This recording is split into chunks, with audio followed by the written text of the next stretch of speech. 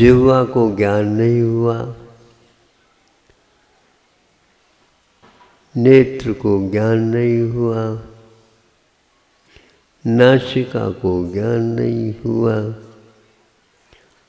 गर्म जल में उंगली डालने से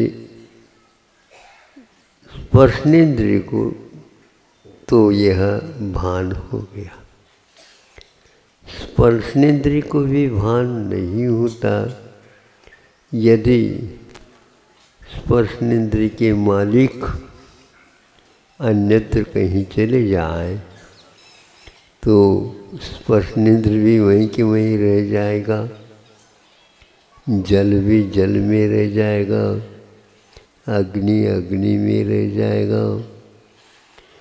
आकाश कभी नहीं जलता, आकाश के नीचे कुछ पदार्थ जल जाते हैं। ये उदाहरण दे करके भगवंतों ने हमारे ऊपर बहुत बड़ा उपकार किया।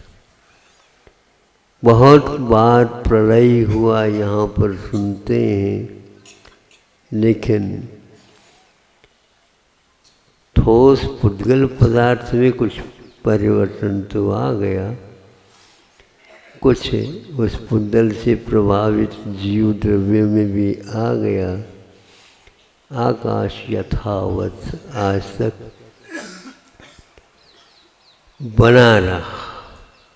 इस उदाहरण को देख करके हमें जागृत करने का पुरुषार्थ संतों ने किया, लेकिन इतनी बार केवली भगवान ने भी सब रहस्य को हम लोगों के सामने रखा।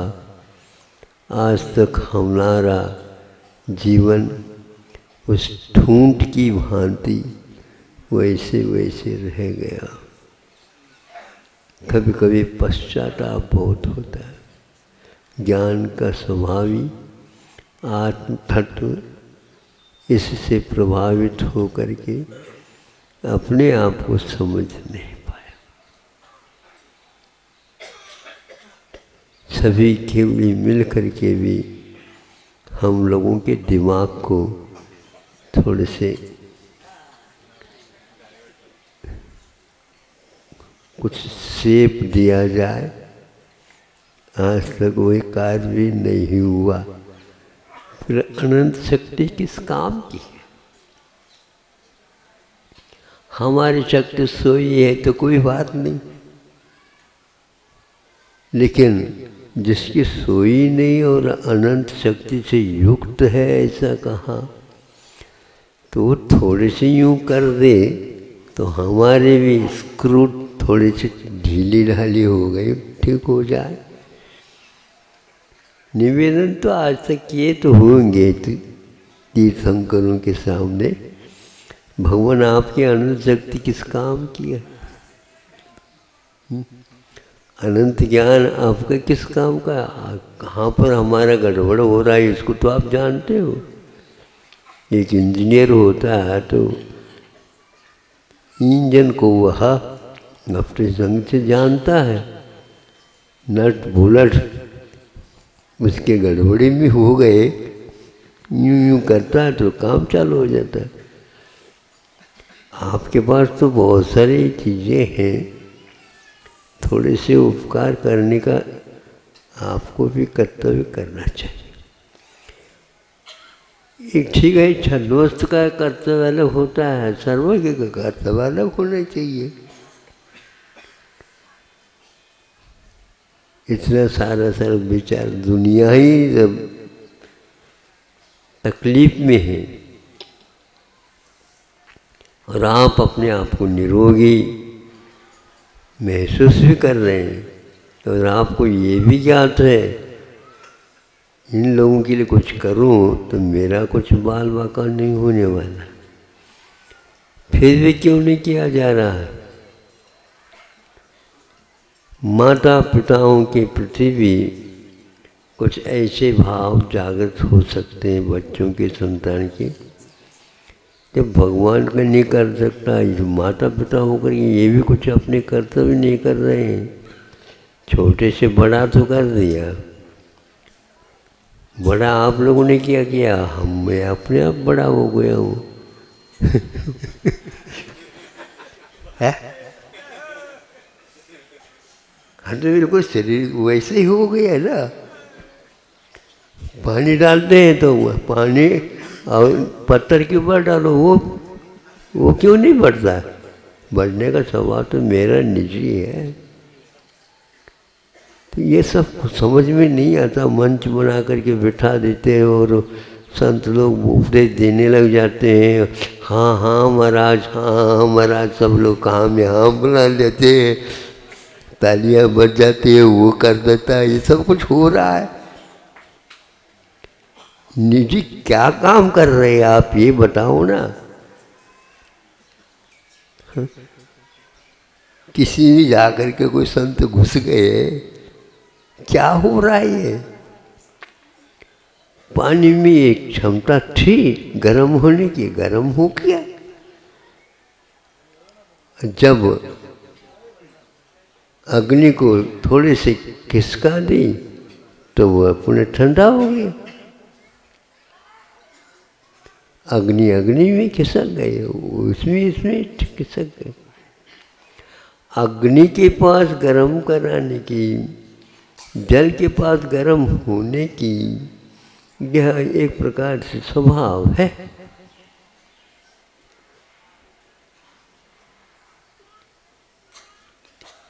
कुछ पदार्थ गर्म होते भी नहीं। वहीं पर पानी का एक ऐसा परिणाम भी हो सकता है। आज तक आप ये बताओ, किसी ने बर्फ को गर्म किया है क्या? मुझे बताओ।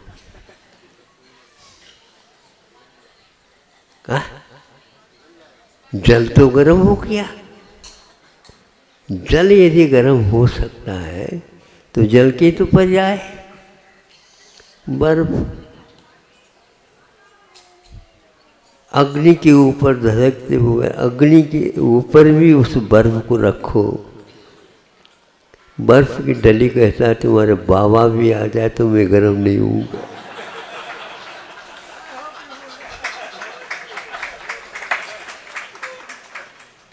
बस यही कुछ चमत्कार जैसा लगता है।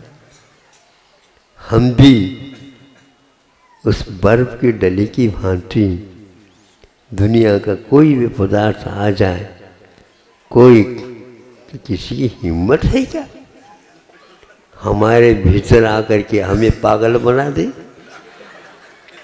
और एक अच्छे व्यक्ति को पागल बना दे, और जो बिगड़ा हुआ एक व्यक्ति है और उसको वह ज्ञानी बना दे। तो आखिर क्या है ये समझ में? अपने आप में ये सब निमित्त नैमित्तिक संबंध को समझ करके यदि हम अपना पुरुषार्थ प्रारंभ करते हैं, इसको औदैहिक भाव के ऊपर लादो नहीं और इसमें निमित्त नैमित्तिक संबंध जोड़ करके हम उनके माध्यम से बनूं, ये भी गलत है। तो आपकी आप कर्तव्य की सीमा, स्वभाव की सीमा, विभाव की सीमा, प्रभाव की सीमा, ये सारी सीमाएं समझ करके उन्होंने समझाने का प्रयास किया, लेकिन इसकी एक सीमा होती।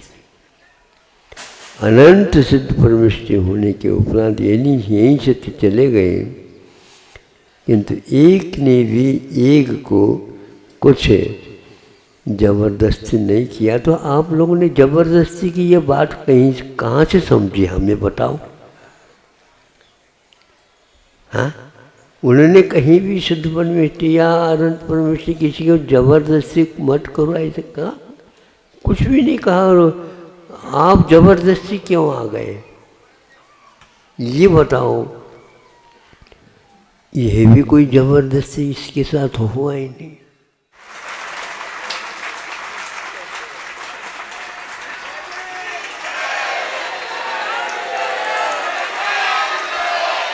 अहिंसा परमो धर्म की। नमस्तेभ्यः। ओम नमस्तेभ्यः। ओम नमस्तेभ्यः। अहिंसा परमो धर्म की। आचार्य गुरु श्री कुंद कुंद भगवान की। आचार्य गुरु श्री ज्ञान सागर मुनि महाराज की। आचार्य गुरु विद्यासागर जी महाराज जी की जय। आचार्य संघ की जय।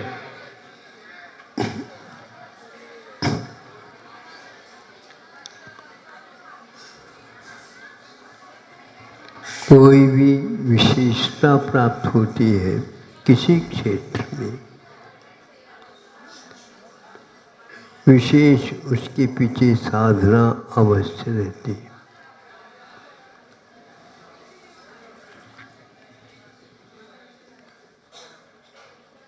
आकाश मार्ग से विहार करने की क्षमता प्राप्त हो जाए, बड़ा आश्चर्य सा लगता। विमान है, यंत्र है, आदि आदि के माध्यम से तो ऊपर से चले जाते हैं, लेकिन वाहन के बिना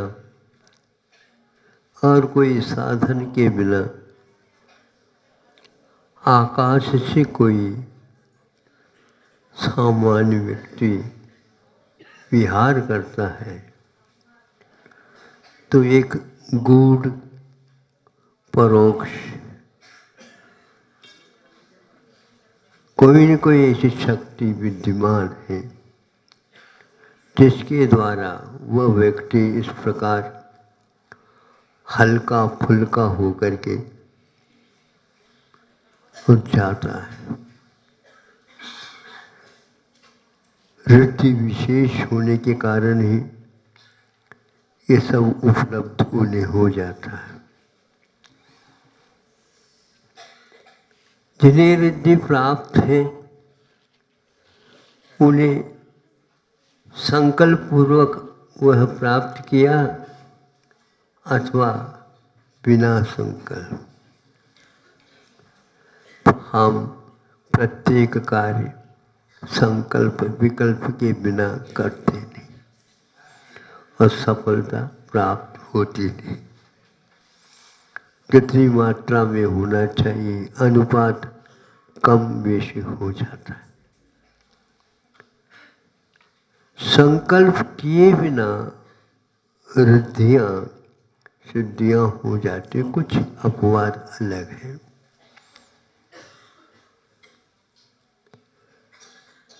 ऐसी कौन सी निरीता है ये यहाँ के बिना ये कार्य अपने जीवन में घटित हो जाता है उन्हें। जब हम विशेष इष्ट की ओर दृष्टि रखते हैं, लक्ष्य रखते हैं, ध्यान रखते हैं, तो इस प्रकार की चीज़ें यूं ही प्राप्त हो जाती और उस ओर उनकी दृष्टि नहीं रहती। बड़ों की दृष्टि यानी ज्ञानी की दृष्टि, ध्यानी की दृष्टि, तत्ववेत्ता की दृष्टि जब बहुमूल्य की ओर चली जाती है तो ये मूल्यवान पदार्थ उनके लिए जैसे अरबपति खरबपति के लिए नीचे की कीमती चीज भी जो औरों के लिए तो बहुमूल्य माना जाता है, उसके लिए उससे कुछ नहीं होता। दिव्य रत्न मिल जाता है तो यह यहाँ के रत्नों की बात एक प्रकार से कंकर पत्थर जैसे। पहले रत्नों को अपने ढंग से मूल्य देते थे, आज जैसे चावल के पुंज चढ़ रहे हैं उससे भी ज़्यादा मात्रा में अर्घ की थाली में देखते हैं तो कहीं कहीं पर उसी से पूजन हो जाता। तो सोच में विचार में आ जाता है ये क्या है। तो अब किलो किलो से बिक रहा बताते। सुना, ज्वार है, बाजरा है, मक्का है, चना है, ये समझे, चावल है, ये बिक जाए तो ठीक ही है। लेकिन किलो किलो, हाँ किलो से, हाँ 10,000 रुपये किलो सुनने में आया है। अब स्वर्ण तो नहीं है, लेकिन स्वर्ण जैसा सुनहरी वेदी बनने लगी। हाँ हाँ, मतलब चाइनी की 3 पट्ट तो निकल गया। चीन का 3 पट्ट एक प्रकार से एलोनेस जिसको बोलते, वो तो समाप्त हो गया। लेकिन अब 40-50 हज़ार में मेरे, लेकिन देखा भगवान के दर्शन करते करते वो भी दिख गया। देख करके उसके बारे में समीक्षा सोचा, है तो पीला, लेकिन पीला ज़्यादा चमक क्यों रहा है? समझे, चमक क्यों रहा है? पीला तो है, स्वर्ण जैसा तो है, लेकिन स्वर्ण नहीं है। स्वर्ण की एक विशेषता रहती है, उसमें चकाचौंध नहीं रहता। तो हमने यही सोचा कि यह रिद्धिधारियों में भी चकाचौंध नहीं रहता। इसका कारण यह है कि वह सहज, मौलिक,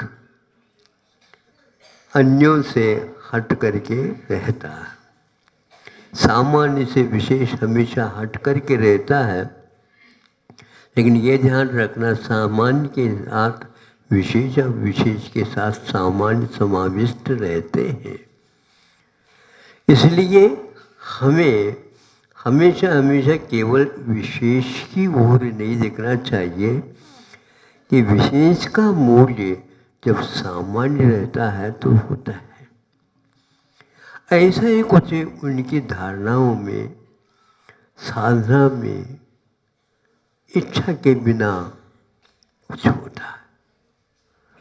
केवल ज्ञान होने के उपरांत ये सब सहज हो जाता है, लेकिन सहज होते हुए भी सामान्य गुणों का उसमें निषेध नहीं रहता। तो यह हमें भी ध्यान रखना चाहिए, जब तक इष्ट की पूर्ण पूर्ति नहीं होती तब तक मार्ग में भी कुछ बहुमूल्य इस ढंग से प्राप्त होते हैं, उसके प्रति सामान्य ही वर्ताव रखना चाहिए।